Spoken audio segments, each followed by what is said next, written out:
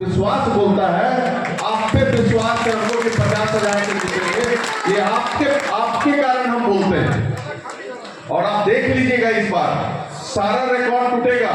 अभी एक भाई साहब बोले थे, सच्चाई यही होगा कि जमानत किसी का नहीं बचेगा। आप देख लीजिएगा, जमानत बचने के लिए कि कम से कम जितना पोल होता है उसका 10% वोट लाना होता है, कुछ ऐसा। लगभग 18-20 हजार वोट किसी को नहीं आने जा रहा है। यही दुर्दशा होगा यहाँ पे भी एनडीए का। बस उन लोग से सतर्क ये रहना है कि आप लोग बुद्धिजीवी हैं कि वो लोग वोट काटने के लिए हो सके मेरे जाति का कैंडिडेट पैसा देके 10 लाख, जैसे पिछली बार एक बंदर को खड़ा किया गया था, ढोल बजाते घूमते रहता था लोजपा से, बंदर था तो, और कहता है कि हमको बंदर कहे तो हम वो अपने को बंदर मानता था, कहता था हम लंका में आग लगाएंगे। अब परबत्ता को लंका बता देता है, हमको रावण बता देता है, बताइए। तो यही सब बोलता है। तो भाई परबत्ता एक अभेद किला है, ये सब अंदर बंदर से कुछ नहीं होने वाला है। अब लोग सजग हो गए। पिछली बार 10 लाख रुपया लेके उसको दे करके खड़ा किया गया कि तुम वोट काटो, लेकिन उसके बाद भी दुर्गा माँ की कृपा से, भोलेनाथ की कृपा से, आप सभी के आशीर्वाद से जीत हुई। तो जब उस विपरीत परिस्थिति में जीत गए, अब तो जीते हुए हैं, एक फॉर्मेलिटी है चुनाव का, उसको करने के लिए हम लोग जा रहे हैं। लेकिन इसको भी बुलंदी से करना है, यही आप लोगों से आग्रह है कि हम लोग कहीं चूक नहीं हो सिस्टमैटिक ढंग में। तो उसमें क्या है कि हम लोगों को देखिए भाई पोलिंग परसेंटेज बढ़ाना होगा।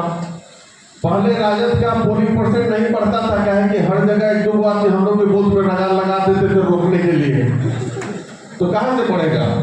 उठल पटक होते होते 55 होते सूझ जाता था सब, गाली गलौज करके सब। अब तो नहीं होगा, टोटा हम लोग नहीं लगाएंगे। अब तो हम लोग सब मिल गए हैं। अब तो 80% पोल होगा ना पूरे में। अब तो 80% करना होगा राजेश जी सबको हर बूथ पे। उसके लिए थोड़ा सब लोगों जो गांव से आएंगे, जो बाहर काम करते हैं वो आएंगे, तो उनको ध्यान रख करके उनको रोकना पड़ेगा आप लोगों को कि छठ पूजा के में जो आएंगे कि भाई 6 तारीख को वोट देके ही जाए। जी जी। अब भाजपा वाले क्या किए हैं, जो जहां कंपनी में काम करता था उनको कंपनी के थ्रू उन लोगों को पैसा दिलवाया गया है, हर परिवार को 5-5 हजार रुपया। जान जाइए, सबका लिस्ट निकाल करके अगर कोई अहमदाबाद में है तो देख लिया, बिहार का है तो उसको पैसा दो, कोई गुजरात में है, अहमदाबाद में है तो कोई महाराष्ट्र में है, हर जगह सिस्टमेटिक वे में। लेकिन इन लोग भी बुद्धिमान है, वो सोचेंगे जरूर, अरे गधा समझा है क्या? 20 साल के शासन के दुर्दशा के कारण ही तो उनको अहमदाबाद और गुजरात जाना पड़ रहा है।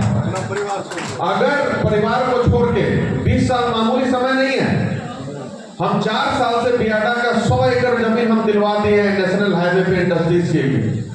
आप जानते हैं सिंगल विंडो सिस्टम कहने का है कि एक बार आप जाइए अप्लाई कीजिए, हर जगह पदाधिकारी पैसा मांगता है नीचे से ऊपर तक, कि कोई भी इन्वेस्टर आता है भाग जाता है कि भाई क्या इन्वेस्ट करेंगे यहाँ पे, इसी के लिए दूसरी रात चला जाता है।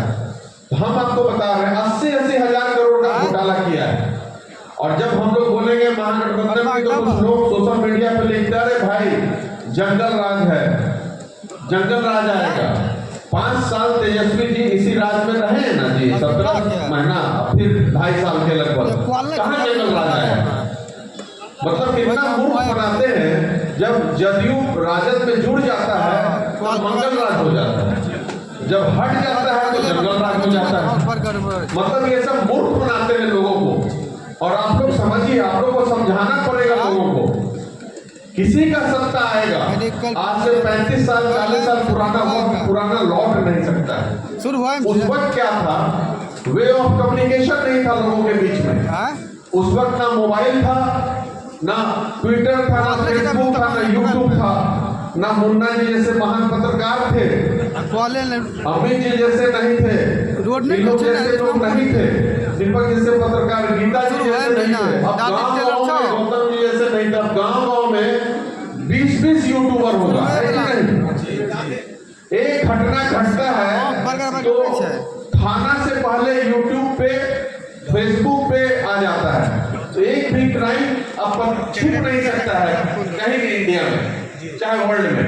तो ये जो गुमराह करते हैं लोग, अब वो समय कभी आ ही नहीं सकता है। तो आप लोग निश्चित रहें, हम लोग का यही टीआरपी है पिताजी का भी, चाहे किसी समाज का हो, हम लोग क्राइम्स और क्रिमिनल्स को हम लोग अपने से दूर रखे हैं आज तक और अंतिम दम तक रखेंगे, चाहे किसी समाज का हो। आप देखिएगा कि जो हमारे विरोध में जो बोलता है, कहीं कहीं कुछ बोलता होगा, उसको थोड़ा कान में पूछिएगा, क्रिमिनल हिस्ट्री ले लीजिएगा है कि नहीं। आम इंसान वो विरोध करेगा ही नहीं, कोई क्रिमिनल ही विरोध करता है। उनको लगता है भाई हम लोग का चलने नहीं देते हैं, वो तो आगे भी नहीं चलने देंगे, हम लोग तो आगे भी नहीं चलने देंगे। शांति स्थापित जैसे था वैसे ही रहेगा, कोई क्राइम करके बच नहीं सकता है परबत्ता विधानसभा में। इसलिए हम आग्रह करते हैं कि भाई कोई क्राइम कीजिए ही नहीं, इससे शांति से रहिए, सब लोग खुशी रहिए, अच्छे से अपना अपना काम करें। तो आप लोगों को, पब्लिक को समझाना है ये चीज जाकर के कि भाई कोई सिनेरियो नहीं बदल रहा है। और हमको तो छोड़िए, तेजस्वी जी इतने स्ट्रिक्ट आदमी हैं कि किसी पे अगर कोई जान जाता है कोई क्रिमिनल है तो पहले ही भगा देते हैं। हम तो देखे हैं, वहां से मिलते ही नहीं है। और आज दिन में देख लीजिएगा, एनडीए में ज्यादा क्रिमिनल शूटर जो मर्डर है सब एनडीए से टिकट लेके चुनाव लड़ रहा है। राजद में आप गिना लीजिए कितना है, एनडीए में कितना है, महागठबंधन में सबसे ज्यादा चुन चुन करके क्रिमिनल